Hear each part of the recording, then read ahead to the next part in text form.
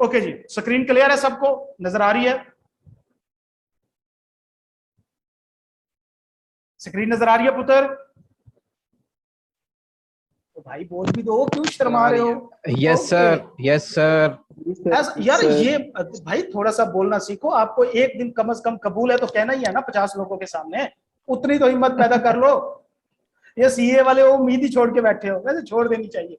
चले जी, ये हमारी जो है वो हमारा जो नया सिलेबस है उसके बारे में बात की जा रही है। अगर हम ग्रिड की बात करें बेटा, तो इसके बेसिकली 3 पोर्शन है, ए बी सी, 3 इसके पोर्शन है। और अगर हम देखें तो मैनेजेरियल एनालिसिस ये वो पोर्शन है जिसका 30 to 40% वेटेज है, 30 to 40 मार्क्स का वेटेज है इसके अंदर। तो इसके अंदर बेटा कुछ टॉपिक जो है वो पुराने मौजूद हैं, मतलब स्वॉट एनालिसिस जो था वो मौजूद है, इसी तरह कंपेटिटिव फैक्टर मौजूद हैं, ये वाले टॉपिक जो है वो ऑलरेडी मौजूद है। उसके बाद financial analysis and risk management, बेटा ये जो चीज है ये किसी हद तक उन्होंने बीएफडी से उठाई है, जिसके अंदर अगर हम बात करें हेजिंग वाली इसके अंदर बातें आ रही हैं, इसी तरह इंटरेस्ट रेट से रिलेटेड बातें आ रही हैं, रिस्क मैनेजमेंट की बातें आ रही हैं, और कुछ चीजें क्यूएम से इसके अंदर आई हुई हैं, जिसमें हमारा लीनियर रिग्रेशन वगैरह, मीन मीडियन मॉड पढ़ के आए हैं। लीनियर रिग्रेशन हमारे स्टैट में पढ़ी थी, वो वाला इसके अंदर टॉपिक है। प्रोबेबिलिटी है, हम बड़ी मुश्किल से जान छुड़ा के आए थे। जब मैंने क्यूएम पास की थी ना, यकीन करो मुझे सबसे ज्यादा खुशी ऐसी थी, इसी बात की थी कि आगे प्रोबेबिलिटी नहीं होनी। थोड़ा सा आइडिया था कि बीएफडी में होनी है, लेकिन बहुत खुशी थी कि यार प्रोबेबिलिटी से जान छूट गई। पुत्र मैंने पास कर लिया, लेकिन अल्लाह ने मुझे मेरे सब्जेक्ट में प्रोबेबिलिटी डाल दी है, तो कोई नहीं, भुगतेंगे भाई साथ ही इसको इंशाल्लाह। वो कहते हैं ना जो फेलियर लोग होते हैं ना, जो फेलियर लोग होते हैं वो सबसे अच्छी टीम बनाते हैं। क्यों?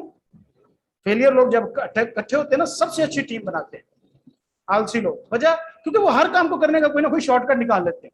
जो आलसी लोग हैं तो उनको पता होता है, लिहाजा हम इंशाल्लाह इसको करेंगे। उसके बाद बेटा ये जो बजटिंग और प्रोजेक्शन वगैरह है, ये कैश बजट वगैरह, कैश फ्लोज एनालिसिस वगैरह, ये कॉस्ट अकाउंटिंग का टॉपिक होता था, अब कॉस्ट से मूव करके इसको इधर कर दिया गया है। तो लिहाजा बेटा अगर हम बात करें, ये तो पूरे का पूरा नया है, 50-75 मार्क्स का जो है वो तकरीबन ये सारे का सारा एक नया टॉपिक है। हाँ ये 20% 25% जो है इसके अंदर थोड़ा सा पुराना टॉपिक है, बाकी इसके अंदर नए टॉपिक हैं। तो मैनेजरियल एनालिसिस के अंदर 3 चीजें हैं। एक्सटर्नल एनालिसिस हमें सबको पता है, अगर आप में से किसी ने बीएमबीएस पढ़ी है तो वो स्वॉट एनालिसिस इसके अंदर आता है। इंटरनल एनालिसिस पेस्टल एनालिसिस वगैरह, इंटरनल एनालिसिस मौजूद है, जिसके अंदर किसी हद तक स्वॉट एनालिसिस भी आ जाता है और बाकी चीजें भी आती हैं। ये ओल्ड टॉपिक इसके अंदर मौजूद है। एथिकल डिसीजन मेकिंग, बेटा ये टॉपिक एसीसीए की बुक्स में ऑलरेडी मौजूद थे। ये कुछ आप कह सकते हैं अकाउंटिंग फेडरेशन है हमारी इंटरनेशनल, उनकी तरफ से डेवलप किए गए स्टैंडर्ड हैं एथिकल डिसीजन मेकिंग के ऊपर। अब हमें एथिक्स सिखाने पे ICAP आ गया है, और इसके ऊपर मैंने वैसे बात की थी लास्ट वीडियो में यूट्यूब के ऊपर के पुत्र आपको नवी पॉलिसियों की पढ़िए, आपको इलेक्शंस की पढ़िए, आपको मेंबर की पढ़िए, थोड़े बहुत एथिक्स सिखाओ जरा। फर्म्स के अंदर जो हालात हैं जरा जाकर उनको देखो। हम कब तक स्टूडेंट्स को जो है वो गोलियां कराते रहेंगे, yes she is the best. खैर एथिकल डिसीजन मेकिंग, लेकिन देखते हैं ना कि यार ये प्रैक्टिकली कहां तक जाती है, ये तो थ्योरेटिकल चीज है ना। आगे चलते हैं, फाइनेंशियल एनालिसिस एंड रिस्क वगैरह, तो इसके 2 टॉपिक, और इस तरह बजटिंग एंड प्रोजेक्शन। तो बेटा ये देखो, अब जो अगली चीज मैं आपको दिखाने जा रहा हूं ये जस्ट एक आइडिया है, ये जस्ट एक आइडिया है। ये बहुत लेंथी टॉपिक है, एक एक टॉपिक एक एक चैप्टर का टॉपिक है। मतलब जो मैं अब आपको दिखाने जा रहा हूं ये एक एक टॉपिक एक एक चैप्टर का टॉपिक है। तो लिहाजा इस चीज को हम समराइज नहीं कर सकते कि हमारे सिलेबस में ये कितना है। हाँ हम आइडिया ले सकते हैं क्या जी, ये टॉपिक आना है बहरहाल, ठीक है। तो लिहाजा हमारे सिलेबस में कितना है ये हम इस चीज के ऊपर कुछ नहीं कर सकते, इसमें से वो कितना पोर्शन देता है, कितनी चीजें हमारे सिलेबस में रखता है। बहरहाल अच्छी खासी होंगी, क्योंकि वेटेज आप देखें ना बेटा पुत्र, तो 40 से 35-40 नंबर का वेटेज है इसका, अच्छा खासा इसका पोर्शन होगा। बहरहाल हम सिर्फ आइडिया ले रहे हैं कि कौन कौन सा टॉपिक है। तो पहला टॉपिक सेक्शन ए जो मैनेजेरियल एनालिसिस है, उसके अंदर स्वॉट एनालिसिस, ये पहले हमारी बुक में मौजूद था। चैप्टर 2 के कंपेटिटिव फैक्टर के अंदर लास्ट में था, एक छोटा सा टॉपिक था, हर बार क्वेश्चन आता था, लास्ट अटेम्प्ट में भी मेरे ख्याल इसमें से क्वेश्चन आ गया है। तो लिहाजा ये स्वॉट एनालिसिस है, इंतहाई प्यारा, बहुत ही जबरदस्त किस्म का, कोई इसके अंदर लंबी चौड़ी बात नहीं है। ये एक टॉपिक है। जो पोर्टर 5 फोर्सेस मॉडल, ये भी हमारे सिलेबस का पार्ट रह चुका है। चैप्टर 2 लास्ट टॉपिक, उसके अंदर ये हमारे पास मौजूद है, जिसके अंदर बैरियर टू एंट्रीज वगैरह भी हम देखते थे। 5 फोर्सेस मॉडल है जो किसी भी बिजनेस को अफेक्ट कर रहा होता है, कंपटीशन जो है उसकी स्ट्रेंथ को आइडेंटिफाई कर रहा होता है कि किसी मार्केट के अंदर कंपटीशन कितना है। तो ये एक्सटर्नल एनालिसिस से रिलेटेड चीजें हैं, ये दोनों चीजें एक्सटर्नल एनालिसिस से रिलेटेड चीजें हैं। उसके बाद प्रोडक्ट लाइफ साइकिल, ये नया ऐड हुआ है। किसी हद तक इसका छोटा सा आइडिया जस्ट मौजूद था पेस्टल एनालिसिस के अंदर इसका, लेकिन ये अब पूरा एक डिटेल के अंदर मॉडल उन्होंने कहा कि हम इसको ऐड करेंगे। तो लिहाजा ये वाला topic product life cycle, Mudassir video of करें, पुत्र अपनी वीडियो तो आप रखें। ये प्रोडक्ट लाइफ साइकिल जो है ये एक नया टॉपिक ऐड हुआ है जिसके मुख्तलिफ स्टेजेस होते हैं इसके। अब ये देखते हैं कि ये किस हद तक होगा। ये पूरे का पूरा होगा, ये टोटल थ्योरी बेस्ड है। ये जो मैं अभी आपको बता रहा हूँ इसके अंदर कोई कैलकुलेशन नहीं है। इन 3 टॉपिक्स के अंदर ये सारी थ्योरी वाली चीजें हैं। ये हमारे पास तीसरा टॉपिक ऐड हुआ है सेक्शन ए। उसके बाद बोस्टन कंसल्टिंग ग्रुप मैट्रिक्स, तो ये एक नया जो है वो ऐड हुआ है। ये इंटरनल एनालिसिस के बारे में ये एक नया टॉपिक ऐड हुआ है कि एक ऑर्गेनाइजेशन इंटरनली खुद को असेस करे कि भाई देखो कहां कहां पे। ये बेसिकली हम फाइनेंशियल एनालिसिस के ऊपर बात कर रहे हैं। इंटरनल फाइनेंशियल एनालिसिस की रिलेटेड ये टॉपिक है जो ये बताता है कि भाई एक ऑर्गेनाइजेशन इस चीज को एनालाइज करे कि यार उसका पैसा लग कहां कहां पर रहा है, कौन सी चीजें जो है वो स्टार है, मतलब वो प्रॉफिट रिटर्न दे रही हैं, कौन सी पॉइंट्स ऐसे हैं जहां पे आपको समझ नहीं आ रही कि पैसा जा कितने रहा है। उसके बाद कैश काउज, ये कौन सी जगह आप इसको देखो कि भाई कहां पे पैसा लगा रहे हो और कुछ नहीं निकल रही। गाय का पैसे खाने वाली गाय के आपने एक एसेट खड़ा किया हुआ है, रिटर्न कोई नहीं है। और डॉग्स क्या है कि भाई पैसा खा के आराम करने वाली चीज है। बहरहाल ये एक मॉडल है, मैं आपको आसान सी वर्डिंग में बता रहा हूं। अच्छा, अब ये भी कोई इतना लेंथी टॉपिक नहीं है, तो बहरहाल ये भी किसी एक ही चैप्टर का पार्ट बनेगा। ये इंटरनल एनालिसिस का टॉपिक है। उसके बाद एथिकल डिसीजन मेकिंग, टक्कर 5 क्वेश्चन मॉडल। तो ये जो एथिकल डिसीजन मेकिंग वाला टॉपिक इसके अंदर हमारे ऐड हुआ है हमारी सब्री के अंदर, थर्ड वाला सेक्शन, सेक्शन सी ए का जो थर्ड सेक्शन है उसके अंदर जो एथिक्स से रिलेटेड आप टॉपिक ऐड हुए हैं। एक तो ये एथिकल टक्कर 5 क्वेश्चन मॉडल है कि भाई देखो आप कहीं पे असाइनमेंट पे गए हुए हो, आपने कुछ चीजें एथिकली खुद को देखनी है कि जो कुछ आप काम कर रहे हो वो ठीक है या नहीं है। तो उसके लिए 5 क्वेश्चन है कि भाई आप अपने आप से पूछ लो कि भाई ये वाले मामला कैसे हैं। उसके बाद आप डिसाइड कर लो कि जो आप डिसीजन लेने जा रहे हो वो एथिकल है या नहीं है। तो लिहाजा ये एक एथिक्स से रिलेटेड है। इस तरह फाइनेंशियल डिसीजन मेकिंग ये भी एक किस्म का एथिक्स से ही रिलेटेड है। ये एक अकाउंटिंग अमेरिकन अकाउंटिंग एसोसिएशन उनका 7 स्टेप मॉडल है। ये एक अच्छा खासा लेंथी टॉपिक है, ये एक अच्छा खासा लेंथी टॉपिक है, लेकिन बहरहाल मैंने उसकी यहाँ पे एक समरी डाली हुई है कि 7 स्टेप होते हैं किसी भी जगह पे किसी भी प्रॉब्लम को एनालाइज करने के लिए, आइडेंटिफाई करने के लिए, और उसी तरह उसके ऊपर डिसीजन लेने के लिए ये वाला मॉडल यूज होता है। उसके बाद बेटा ISA 31000 रिस्क मैनेजमेंट, ISO ये स्टैंडर्ड है बेटा, इंटरनेशनल स्टैंडर्ड है। बेसिकली क्वालिटी को, चीजों की क्वालिटी जो होती है उसको ये रेगुलेट करते हैं। मिसाल के तौर पे आपने प्रोडक्ट के ऊपर देखा होगा ISO सर्टिफाइड फलाना, ISO फलाना सर्टिफाइड। हमारे खासतौर पे जो ओवन होते हैं, रेफ्रिजरेटर होते हैं, इनके ऊपर लिखा होता है। तो लिहाजा ये एक मॉडल है जो क्या करता है, मुख्तलिफ किस्म की गाइडलाइंस इशू करता है। तो ISO 31000 जो एक स्टैंडर्ड है ये रिस्क मैनेजमेंट का है। ये क्या करता है, किसी भी एंटिटी के अंदर रिस्क को कैलकुलेट करने के लिए जो एक गाइडलाइंस वगैरह हैं वो प्रोवाइड करता है किसी भी काम में। देखो बेटा बिजनेस, अब एक क्वेश्चन है, आप में से मेजॉरिटी ऑफ चार्टर्ड अकाउंटेंट हमारे कितने 8000 मेंबर है, ऐसे ना? इसको कोई ऊपर नीचे करना चाहता है? अप्रोक्सीमेटली 8000 मेंबर है, ऐसी बात है?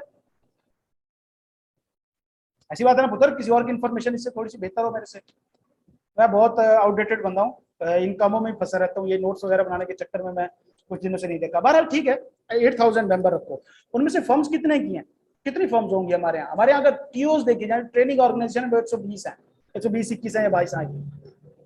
अगर टोटल फर्म मिला जाए तो तकरीबन 250 के करीब बनती है। 8000 चार्टर्ड अकाउंटेंट्स में से 250 बंदे सिर्फ बिजनेस कर रहे हैं।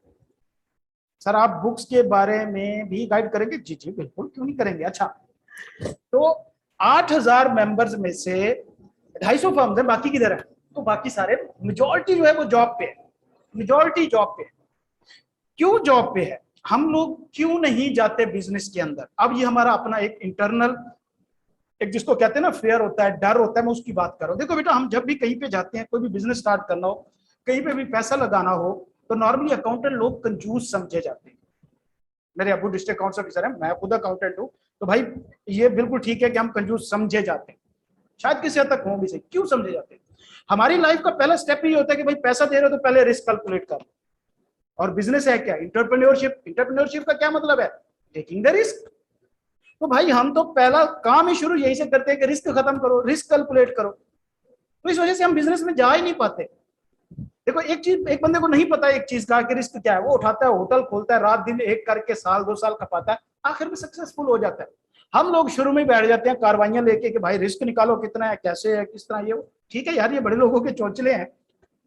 तो ये रिस्क मैनेजमेंट जो है बेटा, ये हमारा सबसे बड़ा मसला होता है कि हम सबसे पहले रिस्क कैलकुलेट करते हैं और कहते हैं कि इसमें भी बहुत रिस्क है, वो इसमें भी बहुत रिस्क है। और ज्यादातर हम में से लोग मिडिल क्लास से आए होते हैं, तो जब पैसा आता है तो हम उसके ऊपर सांप बन के बैठ जाते हैं कि भाई नहीं नहीं नहीं नहीं, कहीं लॉस ना हो जाए। उधर ये सोच नहीं रखनी, रिस्क लेना है अपने लिए नहीं तो अपनी नस्लों के लिए लें। 25-30 साल हम गुजार चुके हैं, अल्लाह ताला आप सबको लंबी उम्र दे पुत्र, कितना एक और जी लेंगे, हमने 30 सालों में क्या कर लिया जो अगले 30 सालों में कर लेंगे।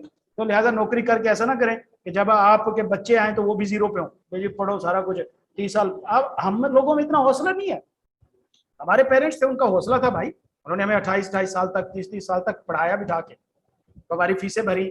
हम लोगों में इतना हौसला नहीं है, क्यों, हमारी इतनी एज लिमिट नहीं रही भाई। 25 साल गुजरने के बाद तो हमारे वैसे बाल फारिग हो जाते हैं, आधे बाल मेरे उतर गए। तो हमारे पास उतना है ही नहीं हौसला कि 25 साल तक बच्चों को पढ़ाओ, फिर उनकी कारोबार, उसकी जॉब भी लगवाओ। आजकल तो रेट भी 13 लाख 14 लाख चल रहा है एक 11वें-12वें स्केल की जॉब का, सरकारी जॉब का। और हम में से तो ज्यादातर बैठे ही सरकारी के इंतजार में होते, क्यों, क्योंकि हार्ड ड्राम है ना, पैदाइशी काम नहीं करना, सुकून की रोजी चाहिए। ओके, तो बिजनेस की तरफ बेटा लाजमी जाइएगा। खैर ये जब हम पढ़ेंगे तो मैं साथ साथ आपको इसमें गाइड भी करूंगा कि किस तरह, मैं अपनी स्टोरी भी आपके साथ शेयर करूंगा इंशाल्लाह, और बड़ी इंटरेस्टिंग स्टोरी है। खैर, तो ये बेटा एक मॉडल ऐड हुआ है, ये बहुत ही लेंथी है, ये एक अच्छा खासा लेंथी टॉपिक है। मैंने यहाँ पे जस्ट इसका एक फ्लो चार्ट था वो मैंने इसको यहाँ पे डाल दिया है, लेकिन ये एक अच्छा खासा लेंथी टॉपिक है।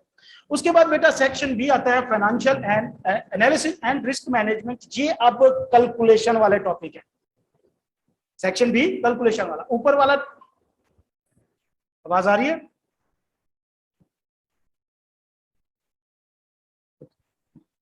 आवाज आ रही है पुत्र? Yes sir. हाँ, थोड़ा सा बीच में मसला हो गया था, तो कोई मसला नहीं, फिर से हमने इन है। अच्छा जी, तो उसके बाद बेटा ये जो सेक्शन बी है, ये क्या है, ये कैलकुलेशन वाला आप स्टार्ट हो गया, जो मतलब हमारा कॉस्ट अकाउंटिंग में भी नहीं, ये ज्यादातर वो क्यूएम वाले इसके अंदर टॉपिक हैं या पीएफडी वाले टॉपिक हैं, तो ये वाला ऐड हो गया। इसके अंदर सबसे पहले कैपिटल एसेट प्राइसिंग मॉडल वगैरह है। ये क्या मॉडल है बेटा, ये नॉर्मली देखो हम कोई भी कंपनी के अंदर जब इन्वेस्टमेंट करते हैं या कंपनी के अंदर, देखो बेटा किसी भी कंपनी के पास दो ऑप्शन होते हैं अपना फाइनेंस इंक्रीज करने के लिए, या तो उधार ले ले, कर्जा लो भाई और लगा दो, या दूसरा तरीका है कि भाई नई इक्विटी इशू करो, नया पैसा बिजनेस में खुद डालो। तो फिर क्या होता है कि कंपनी को ये देखना पड़ता है कि उसको ज्यादा फिजिबल क्या पड़ रहा है।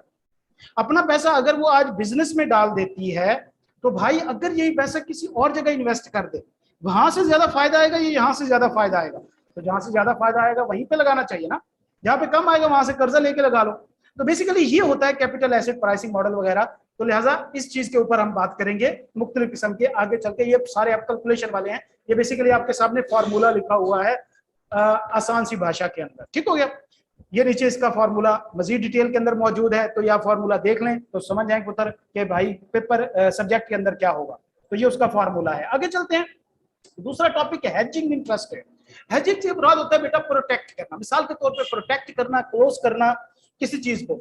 अब देखो बेटा इसकी मुख्तलिफ चीजें होती हैं, फ्यूचर ऑप्शंस वगैरह होते हैं। अब मैं आपको एक मिसाल देता हूँ कि मैं किसी शख्स से ये बात करने जा रहा हूँ, मैंने एक लोन लेना है, मैंने एक शख्स से लोन लेना है और या किसी को लोन देना है। अब वो मेरे पास आता है, कहते हैं जी इंटरेस्ट रेट बताएं, या इंटरेस्ट रेट हम तय कर रहे हैं, और इंटरेस्ट रेट आपको पता है वेरिएबल होता है, इस साल कुछ है, अगले साल कुछ होगा, उससे अगले साल कुछ होगा। तो लिहाजा क्या होता है कि हम खुद को प्रोटेक्ट करने के लिए क्या करते हैं, हम इस चीज को एनालाइज करते हैं कि भाई हमने लोन कितने अरसे तक लेना है और कितना इंटरेस्ट रेट वेरी करेगा, तो हम कितना इंटरेस्ट रेट रखें तो हम अपने आप को सिक्योर कर सकेंगे। तो लिहाजा इसको फिर हेजिंग कहा जाता है कि हम मुख्तलिफ तरीके से फिर हम कॉन्ट्रैक्ट कैसा करते हैं जी, देखो हम कॉन्ट्रैक्ट कर रहे हैं, हम आपको जो इंटरेस्ट देंगे वो 10% के साथ देंगे। मिसाल के तौर पे मैं किसी शख्स से लोन लेने गया, मुझे कहता जी मैं 12% इंटरेस्ट लूंगा आपसे। मैं सोचता हूँ यार आज 12% है, लेकिन इमरान खान की हुकूमत बड़ी तरक्की कर रही है और दूध की नहरें बह रही हैं, अगले साल तो ये इंटरेस्ट रेट कम हो जाएगा, तो ये 8% पे आ जाएगा। मैं फिर आज इससे आज लोन लेके नुकसान कर बैठूंगा अगले साल, तो मैंने तो 5 महीने तक 5 साल का रखना है, इसी तरह चेंज होता रहेगा। तो फिर मैं क्या करूंगा कि एक बेस्ट सा इंटरेस्ट रेट निकालूंगा। मैं उसे कहूंगा कि भाई मैं मिसाल के तौर पे मैंने उसे कहा कि जी 9%, इसके ऊपर मेरे साथ कॉन्ट्रैक्ट करो। तो बेसिकली ये चीज होता है प्रिडिक्ट करना, फ्यूचर में प्रिडिक्ट करना।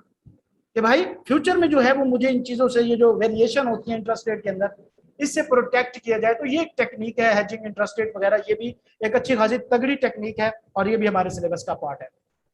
इस तरह हेजिंग फॉरेन एक्सचेंज रेट, देखो बेटा फॉरेन एक्सचेंज रेट भी इंटरेस्ट की तरह है। आपके सामने डॉलर 168 पे गया, फिर एक दिन बाद 1.5 रुपया नीचे आ गया। तो अगर किसी शख्स ने फॉरेन करेंसी में लोन लेना या फॉरेन करेंसी में इन्वेस्टमेंट कर लिया, तो भैया उसे इस चीज का आइडिया होना चाहिए ना कि फ्यूचर में क्या रेट चल सकता है, कितना रिस्क है। आज मैं डॉलर लेके रख लूँ, कल 120 पे डॉलर आया खड़ा, तो भाई किधर जाऊंगा मैं? तो इस चीज को कैसे प्रोटेक्ट करूंगा? तो मैं एक्सचेंज रेट को भी हेज करता हूं, एक्सचेंज रेट को भी फिक्स करता हूं मुख्तलिफ टेक्निक्स यूज करके। तो फॉरवर्ड कंट्रैक्ट करते हैं, इसके अंदर मुख्तलिफ किस्म की चीजें होती हैं, मनी मार्केट होती है, फ्यूचर्स होते हैं, इसके अंदर भी मुख्तलिफ टेक्निक होती है जिसके जरिए हम इंटरेस्ट रेट को हेज करके, ये भी हमारा एक टॉपिक ऐड हुआ है बीएफडी का। उसके बाद commodity and security, forward and future contract. ये फ्यूचर फॉरवर्ड कंट्रैक्ट, ये वाला टॉपिक जो है ये रिलेट करता है हमारी फिजिकल। मिसाल के तौर पे मैं किसी शख्स से गंदम लेनी है और मैं सोच रहा हूँ कि मैं उससे 1 साल बाद गंदम लूंगा। वो शख्स कहता है जी प्राइस क्या रखें, आज की रखनी है या उस साल की रखनी है? तो मैं फिर इस चीज को एस्टिमेट करूंगा ना, इस चीज को एनालाइज करूंगा ना, यार आज से साल बाद प्राइस बढ़ तो नहीं जाएगी? अगर बढ़ जाएगी तो आज की रेट पे कर लो भाई मेरे साथ कॉन्ट्रैक्ट, आज ही एडवांस पकड़ा देता हूँ। अगर मैं ये एस्टिमेट करता हूँ कि भाई आज से 5 साल बाद प्राइस बढ़ जाएगी, तो मैं आज ही उसे कॉन्ट्रैक्ट में कहूंगा जी भाई मैं इस प्राइस के ऊपर आज तुमसे कॉन्ट्रैक्ट कर रहा हूँ। तो ये बेटी जो हम चीजों की सेल परचेज करते हैं, गुड्स की करते हैं, कमोडिटी की करते हैं, उसके फ्यूचर जो हमारे एस्पेक्ट होते हैं उसको ध्यान में रखते हुए जब हम कोई कॉन्ट्रैक्ट करते हैं तो उसको कहा जाता है commodity and security, forward and future contract वगैरह। तो ये हमारा लास्ट टॉपिक है जो इसके अंदर आया है। उसके बाद सेक्शन सी वो बजटिंग का है। तो बजटिंग के अंदर बेटा क्या है? प्रोजेक्शन है, कैश बजट होगा, इसी तरह मुख्तलिफ किस्म के इसके अंदर बजट होंगे, कैश फ्लो एनालिसिस, आईआरआर आप सबको पता होगा क्यों में पढ़ के आए हैं, इस तरह एनपीवी, ये सारा कुछ आपको पता है। तो ये हम तकरीबन उसके अंदर पढ़ के आए हुए हैं क्यूएम के अंदर। ये वो टॉपिक है जो हमारा बजटिंग से रिलेटेड होगा, प्रोजेक्शन से रिलेटेड होगा। ठीक हो गया? अब हम चलते हैं कुछ और चीजें। तो क्या बेटा पहला क्वेश्चन, ये टॉपिक कंक्रीट लिस्ट है? नहीं बेटा, ये कंक्रीट लिस्ट नहीं है, ये मिनिमम लिस्ट है। इससे ज्यादा हो सकते हैं, इससे कम नहीं होंगे। जो चांस है इससे ज्यादा हो सकते हैं, इससे कम टॉपिक नहीं होंगे। चैप्टर कितने होंगे इसके बारे में कोई कुछ नहीं कह सकता। मैंने सेक्शन आपको बता दिए कि भाई इसके 3 है और उसके अंदर ये टॉपिक ऐड हो रहे हैं। अब हम जरा चलते हैं आई कैप की जो ड्राफ्ट पॉलिसी आई थी उसमें जो इन्होंने सिलेबस दिया था, जरा उसके ऊपर हम बात करते हैं। तो ये उन्होंने बताया cap 6 managerial and financial analysis, उसकी ग्रिड वगैरह इन्होंने यहाँ पे बताई, ये हम एज इट इज देख चुके हैं। उसके बाद बेटा जो काम आपने कर, यस सर। ओके बस यार ये मुझे थोड़ा सा ना बड़ा डिस्टर्ब कर रहा है आज जोंग का नेट जो है ना, कोई नहीं, ये कोई थोड़ा सा इशू था, अब इंशाल्लाह नहीं आएगा। ओके अच्छा, अब बेटा जो ये मुख्तलिफ टॉपिक्स जो इसके अंदर ऐड हुए हैं, तो आई कैप ने इसके ऊपर मुख्तलिफ बताया हुआ कि किस लेवल पे टेस्ट होंगे, P2 T2, ये टेस्टिंग और प्रोफिशिएंसी लेवल होता है, प्रिपरेशन लेवल होता है। आपने इसको लाजमी देखना है, इसको पढ़ना है लाजमी। ये वाली डॉक्यूमेंट जो है मैं आपको दे दूंगा और आपने इसको देखना है अगर आप जो इसको सब्जेक्ट को पिक करने जा रहे हैं। अब हम चलते हैं थोड़ा सा, उन्होंने कंटेंट लिस्ट बताई हुई है, ये कंटेंट लिस्ट है। वो क्या थे? वो टॉपिक थे भाई, इन टॉपिक्स में से आ सकती है चीजें। मतलब मैंने आपको बताया कि वो बहुत लेंथी टॉपिक है, उसके कई पार्ट्स हैं, उनके कई पोर्शन हैं। एक हैजिंग वाला मैं आपको बता दूं तो पूरी बीएमबीएस बन सकती है, उसके ऊपर एक बुक बन सकती है। तो उनमें से मुख्तलिफ टॉपिक्स हैं, आगे सब टॉपिक्स हैं, तो उनमें से कौन कौन से होंगे। तो लिहाजा ये उसके अंदर काफी सारी उन्होंने कुछ चीजें बताई हैं कि भाई कौन कौन सा उसके मजीद एस्पेक्ट उन्होंने बताए हैं। सेंट्रल टेंडेंसी वगैरह, ये क्या होता है बेटा, जो हम मीन मीडियन मॉड पढ़ के आए थे, ये भी इसके अंदर इंक्लूड होगा। इस तरह रिग्रेशन एनालिसिस, लीनियर रिग्रेशन, ये हम पढ़ के आए थे कि भाई वेरिएबल होता है, फिक्स होती है और वो एक स्ट्रेट लाइन होती है और हमने एक वेरिएबल की कॉस्ट या कोई एक्स वाई मालूम करना होता है, ए बी निकालना होता है, ये आप उसमें पढ़ के आए हुए हैं क्यूएम। प्रोबेबिलिटी वगैरह ये इसके अंदर इंक्लूड है हमारी। इसके अंदर financial analysis and risk management के अंदर इंक्लूड है। उसके बाद फाइनेंसिंग एंड रिस्क एनालिसिस वगैरह, ये इसके अंदर ये topic, various source of financing, मतलब इसमें आपको सिर्फ थ्योरी होगी कि भाई डेट क्या होता है, किस किस तरीके से कोई एक कंपनी जो है वो फाइनेंस कर सकती है। तो मैंने अभी आपको बताया कि किसी भी कंपनी को जो पैसा है वो 2 मेन तरीकों से मिल सकता है, या तो भाई वो कर्जा ले या तो खुद पैसा ऐड कर दे उस कंपनी के अंदर, मालिक जो है वो कर दें, इक्विटी दे दें। तो लिहाजा उसके मुख्तलिफ सोर्सेज वगैरह हम देखेंगे। ये कॉस्ट के अंदर आई थिंक पहले किसी जमाने में रहा है। उस तरह अगला जो है कंप्यूट कॉस्ट ऑफ इक्विटी वगैरह, ये हम देख चुके हैं वहां पे। उसके अंदर cost of equity, cost of capital जो हमने देखा टॉपिक, कैलकुलेशन वाला टॉपिक है। इसी तरह ये भी कैलकुलेशन है। रिस्क मैनेजमेंट टेक्निक, ये थ्योरी है बेटा सारी। फाइनेंशियल रिस्क मैनेजमेंट टेक्निक, ये भी थ्योरी है, मुख्तलिफ इसकी टेक्निक्स होती हैं। बजटिंग एंड प्रोजेक्शन में क्या आना है, प्रिपेयर बजट, प्रोजेक्शन, फोरकास्ट वगैरह वगैरह, कैश फ्लोज वगैरह, और एनपीवी, आईआरआर, ये सारे टॉपिक्स हैं जो इनके अंदर आने हैं, और आगे उसका टेस्टिंग लेवल उन्होंने बताया है। तो भैया अगर ये दो टॉपिक थ्योरी वाले छोड़ दें, इनका T1 है और P1 है, मतलब बेसिक लेवल पे टेस्ट होंगे, बाकी सारे अन्य बार टेस्ट करने हैं। देखो बेटा, सब्जेक्ट सिलेक्ट करने के जितने भी कुलिये बताए जाते हैं ना, ये जस्ट एक हाइपोथेटिकल सी अंडरस्टैंडिंग होती है, हर किसी की अपनी अपनी, और उस हिसाब से किया जाता है। ये सिर्फ आपको धोखे में रखने वाली बात होती है। देखो बेटा, एक चीज आप ध्यान में रखें कि मैं आपको एक सिंपल सी चीज बताता हूँ, मेरा ज्यादातर जो फोकस होता है ना बेटा, वो होता है फाइनेंशियल एफिशिएंसी के ऊपर। ज्यादातर मैं फोकस रखता हूँ आपका कि कम से कम आपका फाइनेंस जो है वो हिट हो, और ज्यादा से ज्यादा आप जो हैं वो पेपर सिक्योर कर सकें। देखो बेटा, सीए में जो चीज मैटर करती है ना, वो है पेपर पास करना। ठीक है, ये चीज बिल्कुल नहीं मैटर करती कि भाई कितने आपके लॉजिक क्लियर हैं, कितने आपके कंसेप्ट क्लियर हैं, ये सब बातें हैं, ये सब आप आर्टिकल में जाके सीख लेते हो। तो लिहाजा क्या होता है कि बेटा, कम्बिनेशन में नॉर्मली मैं जो डिसाइड कराता हूँ बच्चों को, मैं 3 पेपर से ऊपर तो पहली बात है सजेस्ट नहीं करता। कभी भी 3 पेपर से ऊपर की बात ना कीजिएगा बेटा, बहुत ही मुश्किल हो जाता है। हर अटेम्प्ट में 5-7 बच्चे होते हैं, और इसके 2 नुकसान होते हैं। एक तो बेटा आपका फाइनेंस अच्छा खासा रगड़ा जाता है, और दूसरा माइक म्यूट कर लो बच्चे। और दूसरा क्या होता है भाई, दूसरा इसके क्या होता है कि बाकी पेपर पे भी इफेक्ट होता है इसका। तो लिहाजा मैक्सिमम 3 पेपर तक आप अपनी अप्रोच को मेंटेन करें। अब जब 3 पेपर है बेटा, उन 3 पेपर का आपने जो कम्बिनेशन रखना होता है, नॉर्मली अगर हम देखें तो भाई 2 जो है वो कैलकुलेशन वालों के साथ, एक आपने थ्योरी वाला उठाना होता है। कोई भी कुछ भी कर लें। अगर हम देखें कि ये जो 2 वाले सब्जेक्ट होते हैं कैलकुलेशन वाले, इनमें से लेंथी सब्जेक्ट कौन से हैं? R2 की बात की जाए लेंथी है, कॉस्ट की बात की जाए लेंथी है, और इसी तरह अगर हम बात करें और कौन सा है, टैक्स किसी हद तक ठीक है, मतलब ठीक है, लेंथी नहीं है, इतना बेहतर सब्जेक्ट है, लेकिन फिर भी हम इसको लेंथी वाली फहरिस्त में रखेंगे। शॉर्ट सब्जेक्ट की बात की जाए तो आप बेटा लॉज जो है वो दोनों शॉर्ट हो गए हैं, सी लॉ भी और एम लॉ भी रिलेटिवली उसकी निस्बत बाकी सब्जेक्ट की निस्बत जो है ये एक शॉर्ट सब्जेक्ट हो गया है। सर ये सिलेबस में जी बिल्कुल होगा, ये आपको ग्रुप में मिल जाएगा, सेंड हो जाएगा। इसी तरह दूसरा लॉ सी लॉ हो गया, एम लॉ हो गया, R1 बेहतर है, और अगला कौन सा सब्जेक्ट रह गया, ऑडिट। ऑडिट यहाँ पे आना है, ये थ्योरी वाला है लेकिन ये लेंथी है, ये थ्योरी का सब्जेक्ट है। इस तरह MFA, ये भी थ्योरी का सब्जेक्ट है और ये भी लेंथी। तो बेटा नॉर्मली कम्बिनेशन जो होता है, आप 1, 2, 3 और 4, इन 4 में से एक उठाएंगे। किनमें से? R2, कॉस्ट और टैक्स, इनमें से एक, इन 3 में से एक। बाकी एक सब्जेक्ट होना चाहिए आपका इन लॉ में से एक होना चाहिए, या R1 होना चाहिए। 2 आपके कैलकुलेशन के कर सकते हैं, एक थ्योरी का आपने साथ में रखना। ये जो बेटा MFA वाला है ना, MFA वाला, इसके लिए आपने स्पेसिफिकली कोशिश करनी है कि किसी एक लॉ के सब्जेक्ट को बचा के रखना। सी लॉ के साथ आप इसको पढ़ें या एम लॉ के साथ पढ़ें, और जब इसको आपने करना हो तो कोशिश करना कि ये एंड पे सिर्फ 2 ही बच्चे होने चाहिए, ज्यादा नहीं बच्चे होने चाहिए।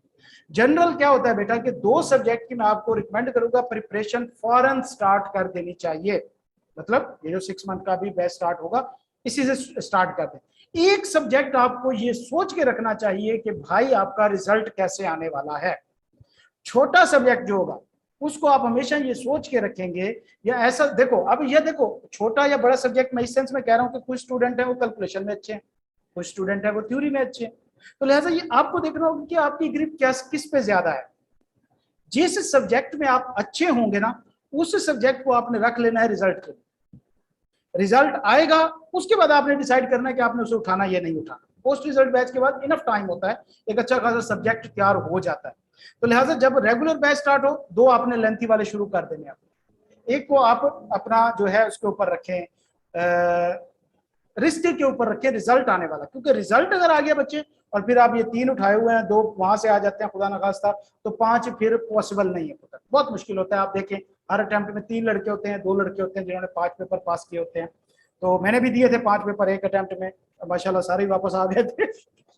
तो ये वाली गलती नहीं करनी, ठीक है। तो 2 आप कैलकुलेशन में से उठाएं, एक आप थ्योरी का उठाएं। अब ये आपको पता है, बेहतर पता है कि आपके कौन कौन से सब्जेक्ट रहते हैं। दूसरे नंबर पे आपकी कौन से सब्जेक्ट में ग्रिप ज्यादा अच्छी है, ठीक हो गया। मेरा जो कहना है वो ये है कि जब भी आप ये MFA उठाना, इसके साथ एक लॉ को साथ में अटैच कर लेना चाहिए, जिस भी स्टेज पे आपने रखना, ठीक हो गया। सर MFA के साथ कॉस्ट सही रहेगा? बेटा टैक्स R1 और MA, टैक्स R1 MA। बेटा टैक्स R1 के साथ अगर आपका लॉ का कोई सब्जेक्ट रहता है ना वो रख लो। सर लॉ अटेम्प्ट किया हुआ है, पेपर दिए, FR1 पास है। अच्छा, तो नहीं मैं जी, इधर लॉ को फिर मुदस्सिर का क्वेश्चन आया है। टैक्स R1 और FMA लॉ अटेम्प्ट है। टैक्स R1 FMA ठीक है बेटा, R1 नॉर्मल सब्जेक्ट है। टैक्स भी मैंने आपको बताया कि इतना लेंथी नहीं है, अच्छा इंटरेस्टिंग टॉपिक है। तो FMA सही है, सही है तो कॉम्बिनेशन। सर दो कैलकुलेशन एक टैक्स को थ्योरी। फिर जी जी बच्चे। टैक्स को फिर रिजल्ट के लिए रख लें, साथ में कॉस्ट ऑफ FMA, सही है। टैक्स को रहते कौन से है ना, पहले ये बताओ। सर FR1 पास है इसी ग्रुप में से, और लॉ दिया हुआ है। लॉ अल्लाह का शुक्र है अच्छा हुआ है, लेकिन फिर भी सर आपको पता है रिजल्ट कैसा भी आ जाता है। बेटा लॉ के बारे में ऐसी बातें ना किया करो। क्या करे सर, अभी हमने भेड़ें गलत बेच दी तो आई के फेल कर देगा। हाँ बेटा ये तो चलता रहता होता है, इसमें कोई जी ऐसा जी सर, चल है कोई नहीं। फिर उस हिसाब से बता दें। हाँ फिर बिल्कुल। FMA और कॉस की क्लासेस शुरू कर दो सर, फिर इसकी तो भाई रिजल्ट में देखा जाए। बिल्कुल, इन दोनों को 6-6 महीने लगेंगे, इनका सिलेबस 6 महीने में कंप्लीट हो जाए, बड़ी बात है। मैंने नहीं जी जी सुना कि सर, कभी इसके कॉस्ट का सिलेबस 6 महीने कंप्लीट हो। इस बार हो जाएगा ना सर, बजटिंग इंशाल्लाह। वगैरह निकल जो गई है। इंशाल्लाह नहीं बेटा, बजटिंग कोई खास पोर्शन नहीं था। असल चीजें तो अंदर वाली है ना, वेरिएंस है, distribution है, ये वाली चीजें हैं। अच्छा sir, okay sir, thank you. हाँ इनकी आपने पर इनको 6 महीने आपने पूरे देने, बाकी एक जो है आप ओके पोस्ट के लिए रख लें, ताकि फाइनेंशियली भी आप उसमें रहें। देखो बेटा एक चीज आप ना यार, एक अपनी रूटीन चेंज करो प्लीज, तो थोड़े से बड़े हो जाओ। अभी सोच से निकल आओ कि यार आपके घर में मैं शिकायतें लगाऊं। आवाज नहीं आ रही पुत्र? आवाज आ रही है सर। ये I.R को आवाज क्यों नहीं आ रही? Voice issue. अच्छा बेटा ईरान, I.RAN, अच्छा देखो बेटा एक चीज को यार अब अपनी लाइफ से निकाल दो, और वो क्या है, इस सोच को कि यार अभी हम आपके घर पेरेंट्स को शिकायत लगाए यार आप क्लासेस में नहीं आ रहे। मेरा इस बार यकीन करोगे ना, मेरा पूरा इस बार ये इरादा है कि मैं आप लोगों के पेरेंट्स को घर बताऊंगा। मैं आपके पेरेंट्स को इस बार ये चीज के बारे में बताऊंगा कि भाई आपके बच्चे क्या कर रहे हैं, नहीं पढ़ रहे यार आप लोग। एक हफ्ता आपकी क्लासेस पूरी नहीं होती रेगुलर, इसी से निकलो। ये प्रोफेशनल स्टडी है पुत्र, इसमें 2-3 साल बाद आपको अर्न करके देना है। अभी सोच से निकलो यार, हमारे ऊपर डंडा उठा के खड़े रहे, हमारे सर के ऊपर सर खड़ा हो एक टीचर, वो हमारी पिटाई करता रहे तो हम पढ़ेंगे? ठीक है यार, हमारे सब्जेक्ट खुश्क है, थ्योरेटिकल है, प्रैक्टिकल चीजें नहीं है, लेकिन बहरहाल आपको खुद अपनी रिस्पॉन्सिबिलिटी लेनी होगी। अब अपने पेरेंट्स के पास इतना टाइम नहीं है। इसका बहुत नुकसान होता है यार, बहुत नुकसान होता है। आर्टिकल में जब आप पहुंचेंगे ना तो एक एक दिन बंदा गिन के काटता है कि यार ये कब जान छूटेगी मेरी इससे। एक एक दिन बंदा गिन के काट रहा होता है। तो टाइम वेस्ट ना करो यार। मैं आपको यही बता रहा हूँ ना कि जब मैं था हम कैफ में थे, तो मेरे जो बैचमेट, मतलब साथ हम शुरू से 5-7 साल हम इकट्ठे रहे थे, बल्कि 8 साल हम इकट्ठे ही रहे हैं शुरू में। तो जो शुरू में हम थे ना, तो मेरे जो साथ वाले वो जो थे दोस्त वगैरह थे, ये क्या हो रहा है भाई इसको, USB PC कैमरा, ये उल्टा क्यों हो रहा है भाई? मैं यहाँ पे ओके ब्लर हो गया, लेकिन ये क्या सेटिंग है इसकी? अच्छा जो भी था बच्चे, वो मेरे से पहले निकल गए थे। एक अटेम्प्ट उन्होंने मेरे से पहले पास कर ली, और उनकी आर्टिकल भी मेरे से पहले स्टार्ट हो गई थी। तकरीबन 8 महीने पहले उन्होंने मेरे से आर्टिकल खत्म की। तो वो जो 8 महीने थे ना बेटा, जब मैं सुबह फॉर्म जा रहा होता था और वो बैठ के प्लानिंग कर रहे होते थे हम पिज्जा खाने कहाँ जाएंगे, तो यकीन करो भाई यार ना, डूब डूब मरने का मुकाम होता है कि कैसा कैसा आपका दोस्त जिसको आपने काफी सारे सब्जेक्ट पढ़ाए हो, आपके साथ बैठ के पढ़ा हो, और क्लास में हमेशा आप ही उससे अच्छे रहे हो, क्लास में आप ही अच्छे रहे हो, लेकिन पेपर उसके पहले पास हो जाए, तो बेटा फिर ये वाली जो तकलीफ होती है ना, ये बहुत ज्यादा होती है। फिर मैं आपको अपनी लास्ट अटेम्प्ट की स्टोरी सुनाता हूँ, छोटी सी है, बैठे हैं। जब मैंने लास्ट अटेम्प्ट दी थी बेटा, तो मेरा पेपर था R2 का, R2 था मेरा, ऑडिट था और BMBS था। 3 मेरे पेपर थे, मेरी अच्छी खासी अटेम्प्ट लग चुकी थी। मतलब आप सोच लें कि मैं R2 में नियर टू डिस्क्वालिफिकेशन था। बड़ा यार मुझे R2 ने तंग किया, किसी और सब्जेक्ट नहीं किया, बाकी तकरीबन फर्स्ट अटेम्प्ट में ही है। जब पेपर दे के पहले बात तो थी मैं पेपर देने नहीं जा रहा था, मैं दे के आया था, उससे पहले पता नहीं बीएम का पेपर था या किस चीज का पेपर था। तो मेरी आदत है ना, मैंने थोड़ा सा हाथ को ना ये सख्त करके लिखता हूँ, मतलब पकड़ के बॉल पेन पे ना कलम पे जो है वो काफी सारा जोर दे के लिखता हूँ, तो ये मेरी एक आदत है, ठीक है। अच्छा, अब इससे क्या हुआ बच्चे कि जब मैं उसमें था, क्या कहते हैं, पेपर दे के आया तो मेरी उंगलियां सूजी हुई थी, और अगले दिन R2 का पेपर था। मेरा दोस्त था मेरे साथ, मसूद उसका नाम है, अल्लाह ताला उसको बहुत ज्यादा खुशियां दी, उसने मेरा बड़ा फायदा कराया। मैंने उसे कहा मैं पेपर देने नहीं जा रहा। उसने कहा कि क्यों नहीं जा रहे। मैंने उसे बताया देखो पहली बात तो रिवीजन का टाइम नहीं है, ऊपर से तकरीबन सेकंड लास्ट अटेम्प्ट चल रही है, अगर इस अटेम्प्ट में पेपर ना हुआ तो भैया मैं तो डिस्क्वालीफाई हो जाऊंगा सीधा सीधा, एक अटेम्प्ट रह जाएगी मेरे पास, ऊपर से पेपर भी 3 रहते हैं, चलो एक आधा पास भी हो जाएगा तो फिर भी बंदा सोचता है।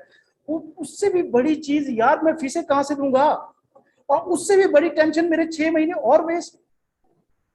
आर्टिकल के जिंदगी रुक जाएगी आपकी, आपको लगेगा कि आपकी लाइफ रुक गई है, मतलब कोई मकसद नहीं रहेगा आपका, आपको समझ नहीं आएगी कि यार मेरे साथ हो क्या रहा है। मैं इस चीज में इतना परेशान, मुझे वो कहता है कि नहीं यार तुम ना सुबह पेपर दे के आओगे। मैंने कहा कि नहीं यार मैंने नहीं जाना। कहता अच्छा ठीक है यार देख लेना, सुबह देख लेना। मैं जनाब चुप करके सो गया, ना रिविजन की ना कुछ किया। सुबह मेरा कोई इरादा भी नहीं था जाने का। सुबह जनाब 6 बजे उसने मुझे टांगों से घसीट के नीचे उठाया, और जनाब गया, वो चाय शाय ले आया, बिस्कुट ले आया। उसने अपने हॉस्टल थे, यही कुछ होता था नाश्ते में और यही खाते होते थे। हम इधर फिरदौस मार्केट में रहते थे, और हमारा जो सेंटर बनता था वो पीसी बनता था नादिया कैटरिंग पे, 30-35 किलोमीटर दूर था। वो मुझे उसने जनाब भी टांगों से घसीट के उठाया, उसने मुझे चाय बिस्किट खिलाया और कहता है जाओ। मैंने कहा यार मैंने नहीं जाना मसूद, तो समझ क्यों नहीं रहा। कहता है हाफिज भाई आप जाओ, आप अटेंडेंस लगा के आ जाओ, मैं दुआ करता हूँ इंशाल्लाह एक पेपर तो आपका पास हो जाएगा ना यार, बीएम तो हो ही जाएगा ना पास, तो 2 अटेम्प्ट आपको एक्स्ट्रा मिल जाएंगी, आप जाओ पेपर तो पेपर अब बस ऐसे उठा के आ जाना, आधा घंटा बैठना, साइन करना, पेपर उठा के आ जाना, बस इतनी सी बात। मतलब बड़ा बेदिली से जनाब जी मैंने बाइक खींची, निकला। अब देखो मैं इतनी बेदिली से गया, मैंने वहां पे जाके क्या पेपर किया होगा, मैंने 75% पेपर मेरे सामने आया, मैंने करना शुरू कर दिया, करते करते मैंने 75% सॉल्व कर दिया। मैंने एक सिंगल क्वेश्चन को भी कंप्लीट नहीं किया था, मतलब आप कहते हैं बैलेंस शीट टैली करना होती है या एंड कैलकुलेशन होती है, मैंने किसी सिंगल क्वेश्चन को कंप्लीट नहीं किया था। मैं जब घर वापस आया हॉस्टल में, दोस्त पूछता कैसा हुआ, मैंने कहा भाई मकबरा ही है और क्या बनना है। तो मुझे गुस्सा भी आ रहा था, कहता कोई नहीं ऑफिस अच्छा होगा तेरे साथ। अब जब रिजल्ट आने वाला था ना उस दिन, मैं जिस दिन रिजल्ट आता था मैं घर से भाग जाता था, मैं फेस नहीं कर सकता था घर वालों को रिजल्ट आना, मैं हॉस्टल चला जाता था। सुबह का टाइम है, मैं अकेला हॉस्टल में हूँ, मेरे साथ वाले दोस्त आर्टिकल में है।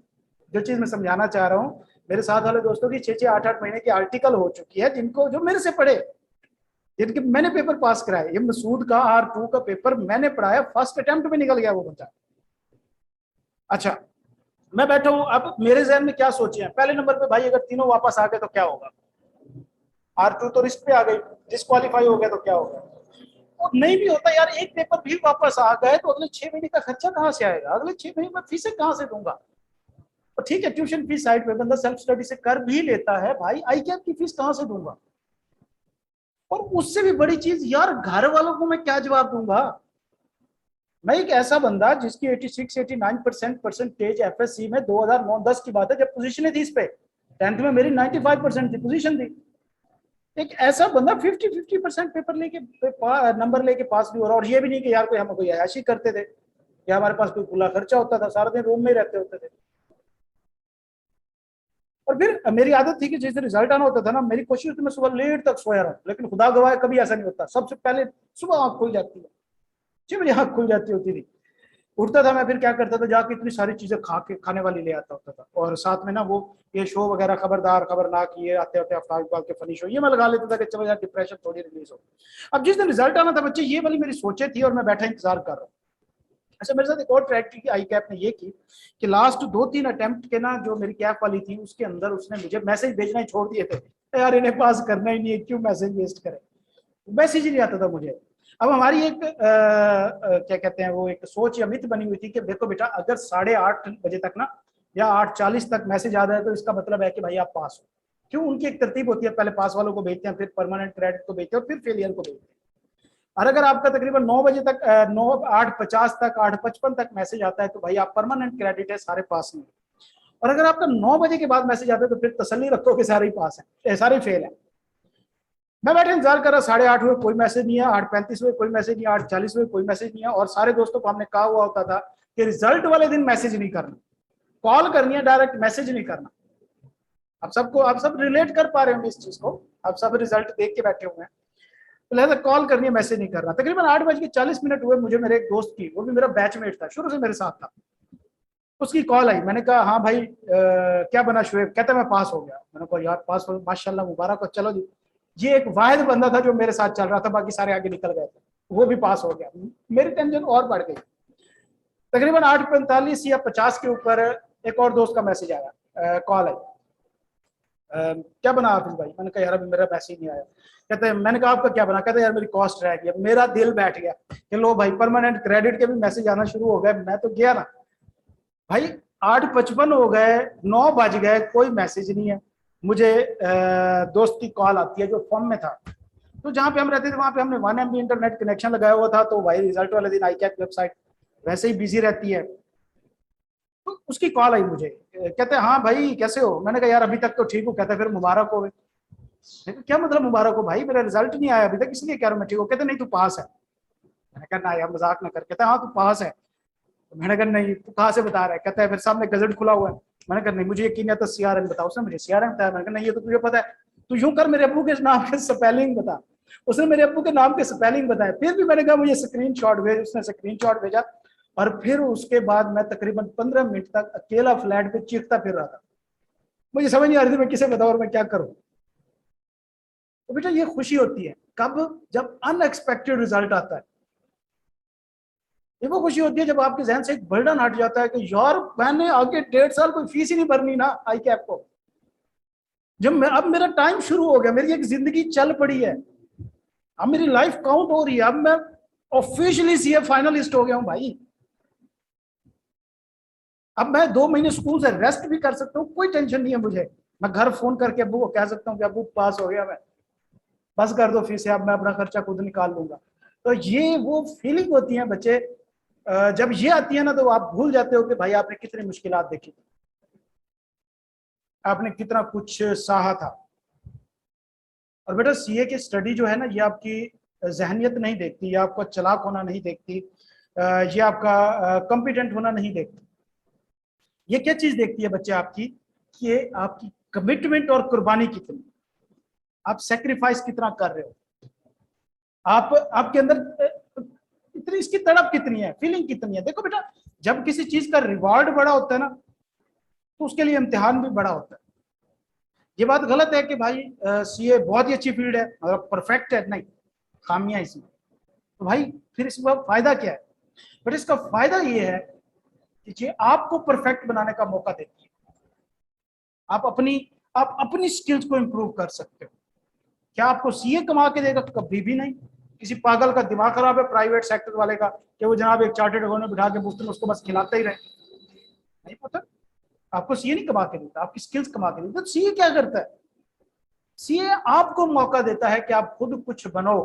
और जब तक आप खुद नहीं चाहोगे बच्चे, आप कुछ नहीं बन सकते। ये तो कुरान में लिखा है कि लैसल इंसान इल्ला मासा, कि इंसान को वही मिलता है जिसकी वो कोशिश करता है। और कुरान तो सबसे सच्ची किताब है ना बच्चे। तो आप ये सोच लो कि मेरा जुगाड़ लग जाएगा, मेरा तुक्का लग जाएगा। उधर अगर आपका जुगाड़ लग जाना है तो किसी मेहनत किए हुए शख्स का हाथ तो मारा जाएगा ना। तो फिर तो आप ये कह रहे हो कि भाई अल्लाह ताला जो है नाउजुबिल्लाह वो नाइंसाफी करता है। अल्लाह ताला नाइंसाफी नहीं करता पुत्र। ICAP ने बच्चे इतने ही पास करने हैं, पासिंग रेशियो यही रहनी है। क्या आपकी बात मानती है कि 20,000 बच्चा पेपर दे और उसमें से 300 बच्चे ही सिर्फ 50 नंबर ले सकें? नहीं। तो फिर क्या है? ठीक हो गया? समझ आ गई बात की सब बेटा?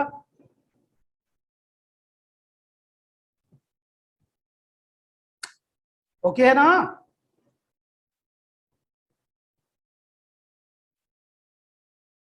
भाई किसी का कोई क्वेश्चन प्लीज?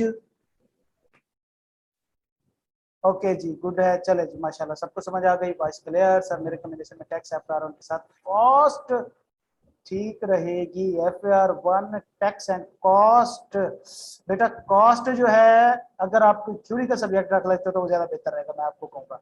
या आप कॉस्ट R1 और थ्योरी का सब्जेक्ट कर लो। टैक्स भी ठीक है, R1 भी ठीक है, साथ में कॉस्ट आप कर सकते हो, लेकिन फिर तीनों कैलकुलेशन वाले हो जाएंगे पुत्र।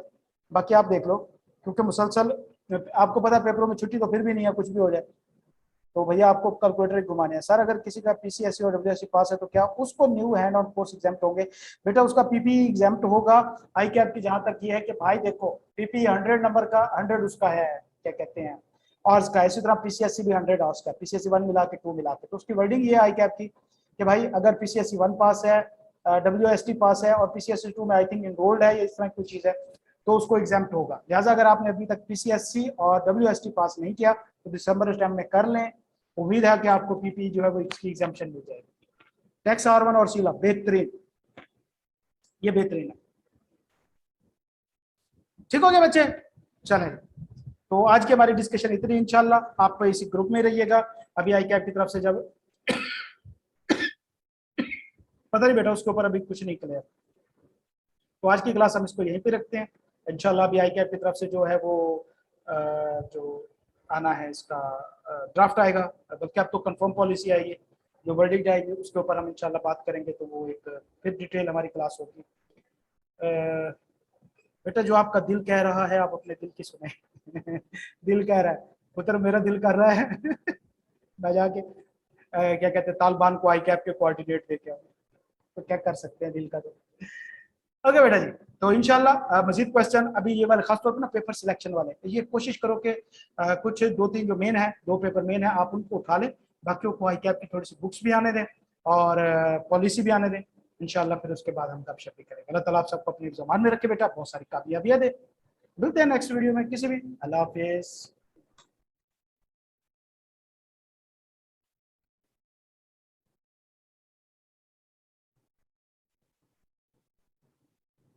हाँ जी बिल्कुल ठीक, दो कैलकुलेशन एक रिक्वेस्ट है। ठीक है बेटा, ओके, अल्लाह हाफिज़।